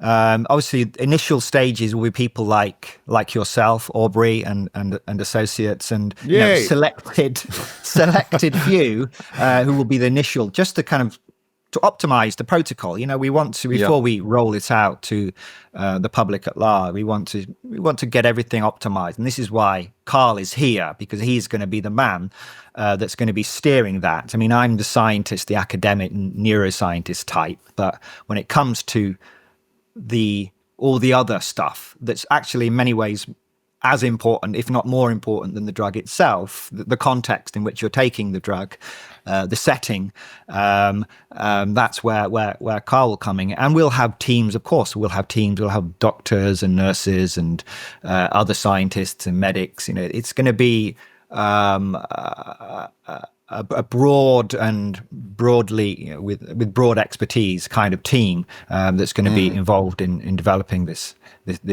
retreat and research center.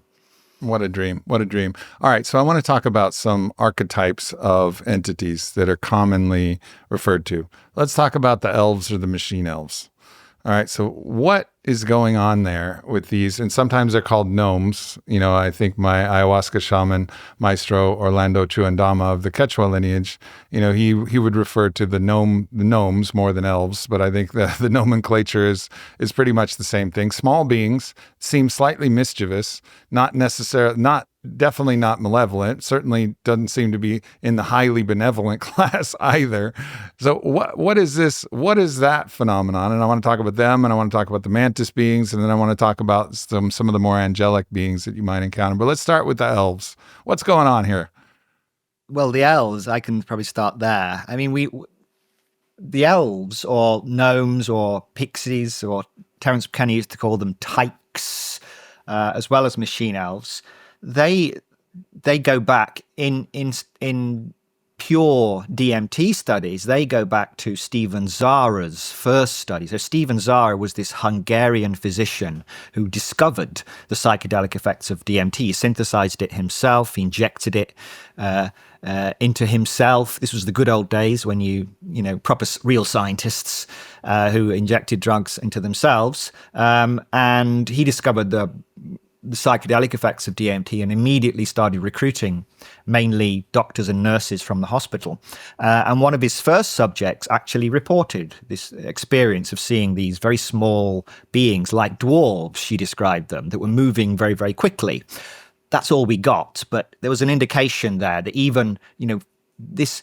People often say that, it's only because Terence McKenna talks about the elves that people see elves. And that's never made any sense to me whatsoever, because elf-like experiences, yes, he christened them the machine elves, but these diminutive, lively, mischievous beings, as you described them, they go back to the beginning. And in indigenous traditions as well, they often talk about the little people.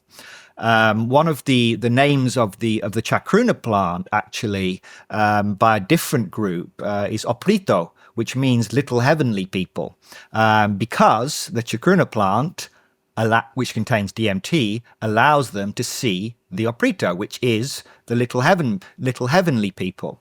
Users of the apina snuffs, these virola-based resin snuffs. When Richard Schultz was surveying or doing work in the Amazon back in the 1950s, one of his assistants said to him while he was looking at this virola tree, said to him, this is the tree my father uses pellets from when he wants to see the little people. So these little people, they're not some idiosyncratic thing that's bubbling up out of Terence McKenna's mind, but they seem to be a universal feature of DMT-induced experiences. So where do they come from?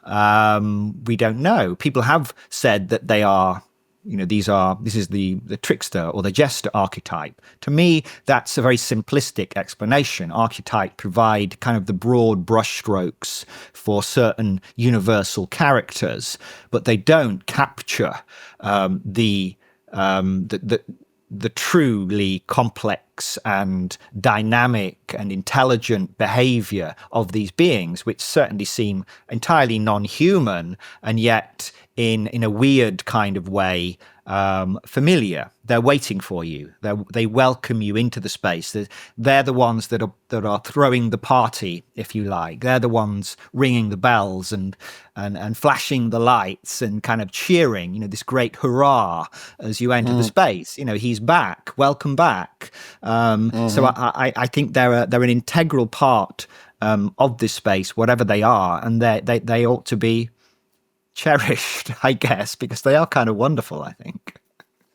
I want to hear your thoughts on this, Carl. I have not experienced, so despite, again, hundreds of DMT journeys through different means, I've never experienced them personally. So interesting to note, but that just hasn't, so it's not like a guarantee that they'll be there. But I was sitting with Maestro Orlando Chuandama, again, from the Quechua lineage, and he was explaining the different entities that were entering the Maloka. And he's always, he creates a realm of protection to prevent the darker entities from entering. And then sometimes entities will enter.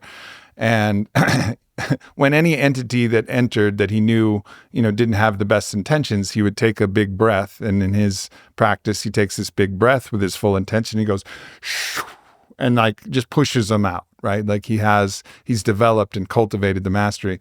And he said that the little elves came in and started kind of dancing around, and they had little hats on and they were dancing around the Maloka. And this is his vision. I didn't share that vision with him, but in his vision, they came in and he kind of let them kind of hang around for a little while.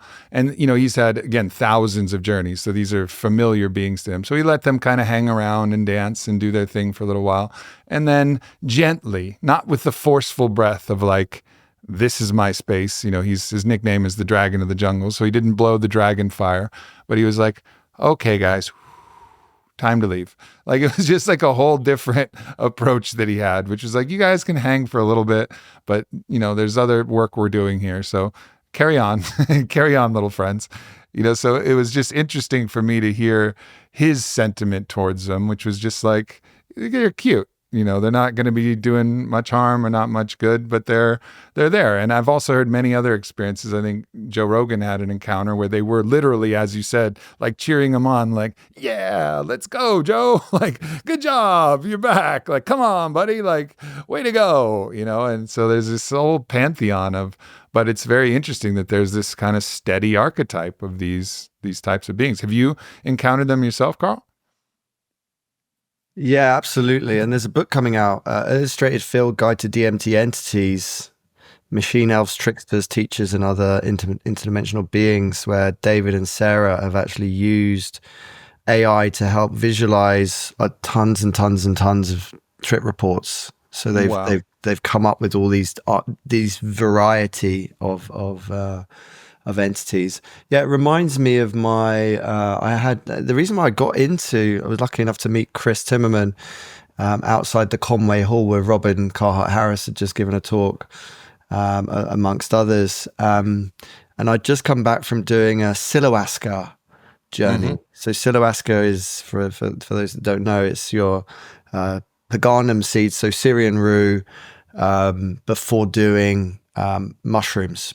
So very different experience, and it amplifies the 5 gram heroic dose of mushrooms by 5. So you did a 5 gram Psilo-huasca journey? 5 grams, yeah. Wow. And it was the equivalent of around 25. And I've done it twice, and every time it's an absolute alien invasion. Oh boy. Almost instant as well. Like first trip, I'm on a spaceship. I'm on a shuttle, a typical saucer. And the amount of entities, the variety from tiny little elves to ginormous, and you're trying to understand how can they fit on this tiny ship, right? It was an intergalactic Noah's Ark. What do you mean? There's no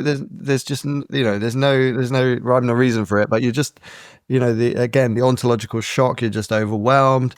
And Brexit had just happened. I remember I was in a really bad mood because of Brexit. I mean, the decision to leave Europe. So I'm in a bad mood, and they're all insisting. And I can see in the middle of the saucer, there's this scanner, right? And it's the most advanced technology I've ever seen in my life. And I'm like, and they're all going, get in the scanner, get in the scanner. And I can see this, the shape of the scanner. And there's a on the side of the saucer is the same shape. So I'm like, okay, I'm just thinking this through. So they're going to scan me in that box, and then they're going to fire that box out into the universe and spread me just like we talked about intergalactically. And because I was in such a bad mood because of Brexit, I was just like, I'm not doing it. And I regret to this day, and I even blame Brexit for not being an intergalactic citizen already. Unbelievable. What an epic story. Yeah, I remember my first Psilo-huasca journey. I spent 3 hours riding on the head of like a cobra, which was interesting enough that it was like a cobra. I was riding on the head of a cobra going in and out of the layers of a jungle. And so I'd go into the dirt, and there would be all these insects that would be surrounding me and coming out of me. And then I'd go up to the canopy of the treetops, and I was laughing the whole time. My grandfather, who I never met, my grandfather's name was Aubrey, which is one of the reasons I took the name Aubrey. It was my middle name, and I go by Aubrey now. But he was there with me, and he was laughing, like his spirit, even though I've never met him, he was just laughing. He's like, "Oh, wow, you're really in for it now, buddy." And he according to all reports from my grandma and everybody who knew him well, he loved to laugh. And that was, his favorite book was Don Quixote. And I got to have my first real experience where, he was with me on this wild ride that was like 3 hours. And that was only 2 grams, but still, it was a remarkable experience. And I would caution to all, backyard psychonauts, be very, very, very careful when you're using something like Syrian root. The amplification effects are extreme. And whether that's Syrian root before, doing smoking DMT or before psilocybin, or be super, super mindful. This is like experienced, this is like high on the experience. You got to get your black belt before you want to start, or be really guided like I was by a shaman who really understands that in a really deep way. But, again, there's in the pantheon of possibilities, this is just one of those things that emerge that can give you unbelievable experiences. And again, that's not a DMT experience. It's psilocybin as the active, but it's very DMT-like in the space. I've never had a journey on mushrooms that was that profound, like an ayahuasca journey, other than Psilo-huasca, which is why I think the name is appropriate. Yeah, I think psilocybin definitely has the potential to approach or even reach the DMT state. I mean, these are molecularly, they are very, very similar. I mean, DMT is dimethyltryptamine. Psilocybin is 4-phosphoryloxy dimethyltryptamine, which is converted to psilocin, which is 4-hydroxy dimethyltryptamine. So they're very similar molecules, and certainly, for most people who take a gram or two of dried mushrooms, you're not going to have, don't need to be too concerned. You're not going to reach that kind of state. But certainly once you start to push it to 5 grams and above, or as you say, if you combine it with Syrian rue, which is a much more readily available version or source of harmine and harmaline, which is actually where the name harmine and harmaline came from, harmala, Peganum harmala, then you can definitely amplify the experience and reach DMT kind of territory. For a long period of time. So it can be in many ways much more profound and certainly much more extended than a regular DMT trip. So it's certainly not for beginners. It's not something to play with, as you say. It's definitely something to take seriously. Yeah. All right. Well, I got to talk to you about Mantis Beings, because I've seen different insect-like beings. Some felt extraordinary benevolent. Like the mantis being that I recently encountered in my ayahuasca journey, it felt like I just went to the head neurosurgeon of the cosmos, like literally, like the respect that I felt and just the awe of this being that was so beyond capacity of anything else, completely like didn't communicate verbally, but there was this dialogue of like when I was hesitant because there was this gigantic mantis being that seemed intent on using golden light to do things in my brain and body. I was like, whoa, like do I trust you? And he just pulls back and he waits like, if you don't trust me, you're making a big fucking mistake, bro. I was like, no, I trust you. I trust you. And then I was like, but I'm a little afraid. And then he goes, you're afraid? Well, you need to get over, like, this all psychic. I didn't hear a word that came out, but it was all psychic. It's like, you're afraid? Well, you better get over that. And then like showed me all of these things to be afraid of. It's like, you still afraid? And I'm like, no, I'm not afraid. And then then at that point, it just got to work. So this was my encounter with the Mantis Beings, my first one. And I'm imagining that, you guys have reports of this Mantis class of beings as this kind of, I don't know, I guess neurosurgeon of the cosmos. That's at least what it was to me. How does that resonate with what you've seen from the field research about this class of beings? Yeah, I mean, so I would say that the elves, these little diminutive, jovial ones, they're extremely common, obviously, seem to be a fundamental feature of the state, but so do the mantis beings.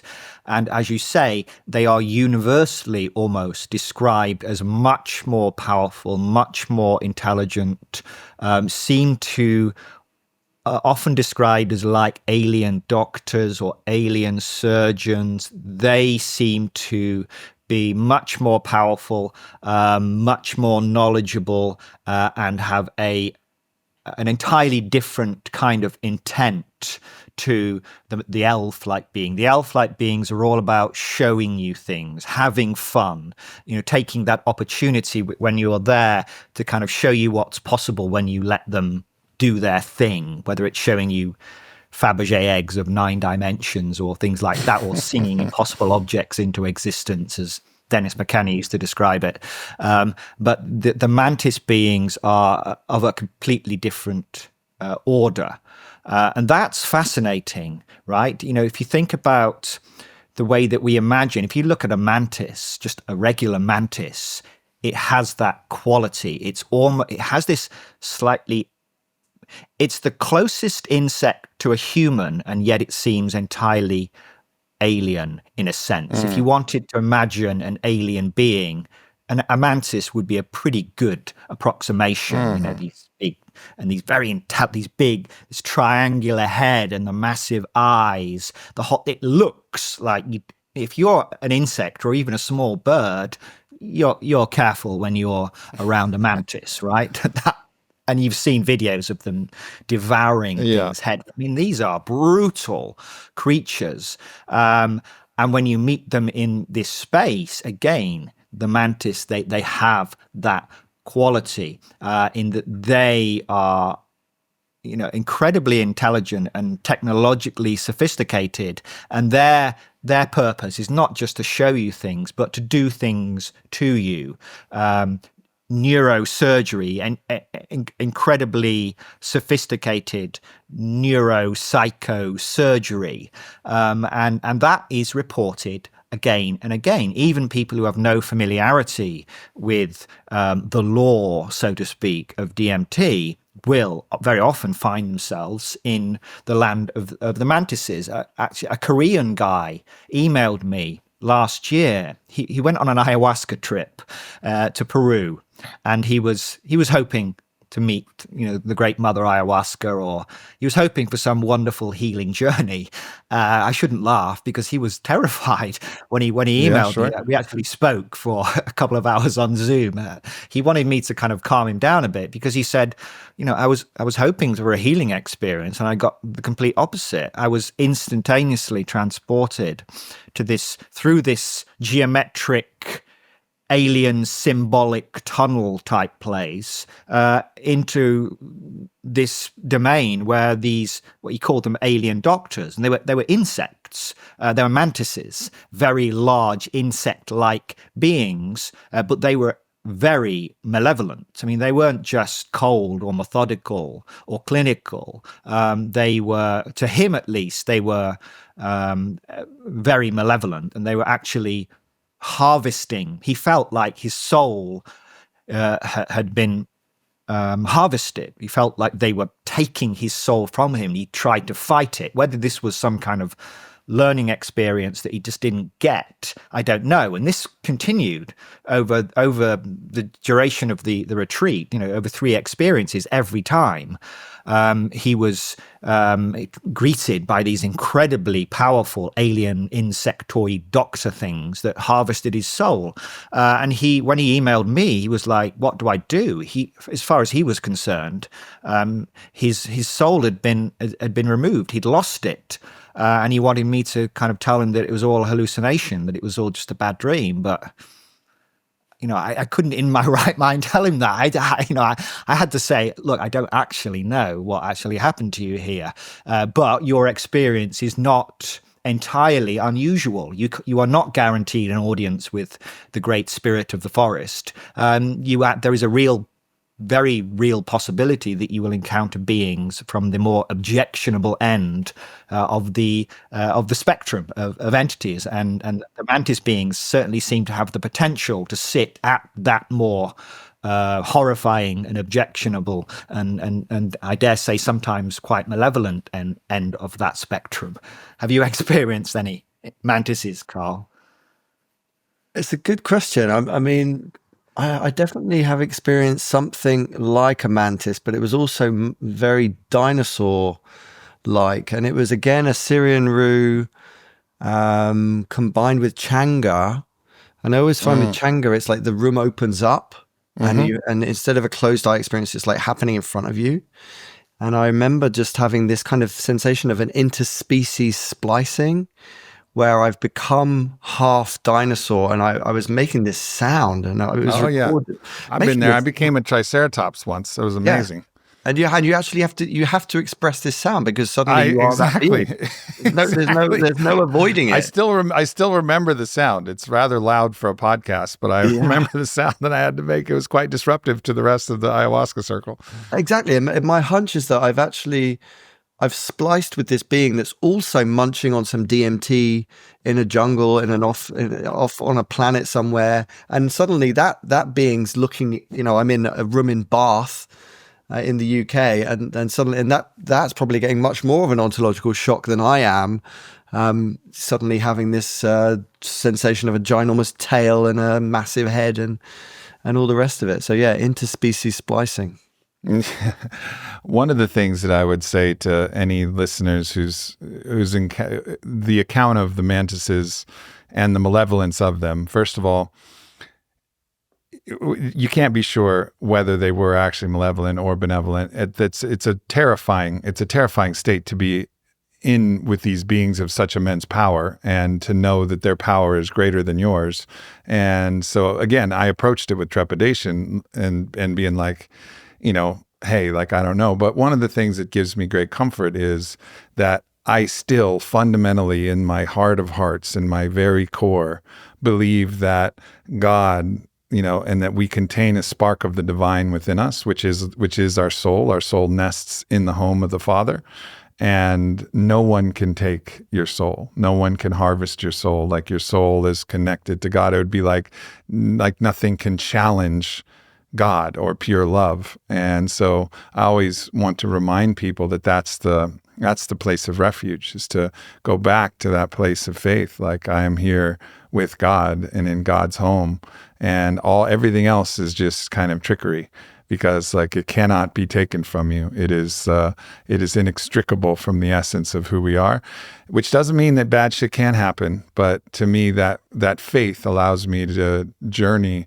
with less fear. And I've experienced many times too, and this will bridge us into the final discussion as we're kind of wrapping up on our time here, of the angelic class of beings, and there's been experiences where I've called forward Metatron. Has been like this incredibly powerful angelic being who is just with zero fear, almost dancing through the cosmos. But it was the size of a grand palace where everybody could come and join and dance in this angelic being. And Metatron can come in, and I'll call him, and it's not reliable that'll show up in the profound visual way that he once has, or Yeshua, or Archangel Michael, or some of these archetypes that exist. I've found that actually, if you intend to actually bring that energy in, it can change the dynamics of the space that you're in and offer you, greater protection. So, from my standpoint, I've found started before my journey, I was an atheist. So not only did I not believe in God, I didn't believe in the soul, I didn't believe in angels. And as time has progressed, I realized that there's a place for all of these archetypes, even Kali from other different traditions, the Buddha, the Christ, the angels and the archangels. I've started to have direct experiences. And I think many times different beings have different names. Like I'm not entirely convinced that Kali is not the same archetypal force, at the very least, of Saint Michael, for example, right? Like it's just the different prisms by your looking. And I'm not saying that they're the same. I'm not going to make any bold claims like that, but I think there's certain archetypes that exist, angelic archetypes that can be found in these experiences. And then there's another kind of tier of the regular angelic class, which might be an encounter with the Pleiadians, you could call it, or just angels in general. So what are your thoughts on the angels, star beings, and then this kind of archangel all the way up to the ascended master level, like Yeshua level encounters? Well, I mean, I think there's no reason to think, and certainly the experiences bear this out, that there aren't levels of beings, just as there are on Earth. There are, from very, very small and what we would see as insignificant kind of creatures, or certainly less intelligent and powerful than us. And why wouldn't that continue onwards? And so if we enter this space that is clearly populated with this extremely diverse panoply of beings, then you would expect to see beings that are from the kind of the lower end. I don't mean that in a negative sense in any way, such as the elves, for example, or higher beings like the mantises, and then perhaps even much higher than that. And I think it's easy to be distracted by form. I don't think that the mantis beings in their true form are actually insectoid. I just think this is how they have to take on a form for us to experience in them. Our brain has to kind of construct a model of these beings, a representation of these beings. And sometimes they actually make that clear. There are reports of people who will say, "Are you really a fucking insect?" And they would say, "No, of course not. But we appear in this form to you because this is the form that makes sense to you." So I don't know whether the intelligence or intelligences or beings within this DMT space, whether it's an expression or a fragment or different perspectives, that you're seeing the same grand, vast intelligence that you, Aubrey, might call God, right? Whether these are just the million masks of God, as Chesterton called it, right? And we are one of the masks of God. And you are beautiful. Seeing one, you might see a number of these different perspectives, these different masks of God. But ultimately, it's all the same thing. You're just seeing different fragments, different angles, different shadings, different perspectives of the same being. And sometimes you can transcend form. The most common types of entity encounters actually are not elves, they're not mantises, but they are some kind of amorphous, undeniable presence of some great, vast, normally loving, guiding, protecting, nurturing intelligence that doesn't take on a form, but is there with you. So I think, we can. And that's very much like the Mother Ayahuasca, right? Like, I mean, for me, I've encountered Mother Ayahuasca countless times. She's never appeared in form. It's a presence and a voice, actually. You've got it. Exactly. But I've never seen her. I can't tell you what she looks like. It's something far. It doesn't matter in a way. Beyond that, it doesn't matter. Like. Yeah. So it's easy to get distracted by what did it look like? Well, actually, that's Right. not so important. I think that's just kind of the interface by which we can interact with these intelligences. And still at the same time, sometimes the appearance is shocking and interesting, and Of it feels course. like, Yeah. how the hell, I remember our encounter with this being, and one of the practices that I have is sometimes I'll see beings on the periphery, and I'm interested to know your thoughts on this, Carl, but I feel like actually sometimes they'll show up on the periphery, but if you focus your attention on them and then say like, no, come, like, please, like, I'd like this interaction to deepen. They may be somewhat disinterested, but actually if you intend and communicate with them, you can actually bring them. Sometimes you have to even imagine what they looked like a little bit to bring them back in and call them back into the space if you're interested. And I remember I did that with this one it was like a blue eagle dancing Native American, eagle wings and like a kachina face. And he was dancing out in the periphery. And I was like, and then he left. I only saw him for like a split second. I was like, no, please come back. Like, I'm curious. I want to know what you have for me. And immediately it pulls open like its mask and shoots this this plasma ball of energy.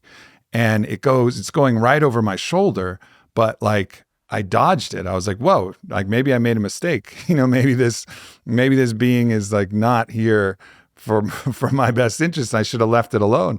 But then what I ultimately realized stayed, and then it just stayed in my vision. And then I went into some really heavy territory and I stopped dodging the plasma balls. And what I could feel is that it was protecting as they would say, protecting my six, like protecting everything behind me. And again, you're out of the temporal space. So behind you doesn't really make that much sense. But I could feel that that's what its intention was. Like I called in a guardian.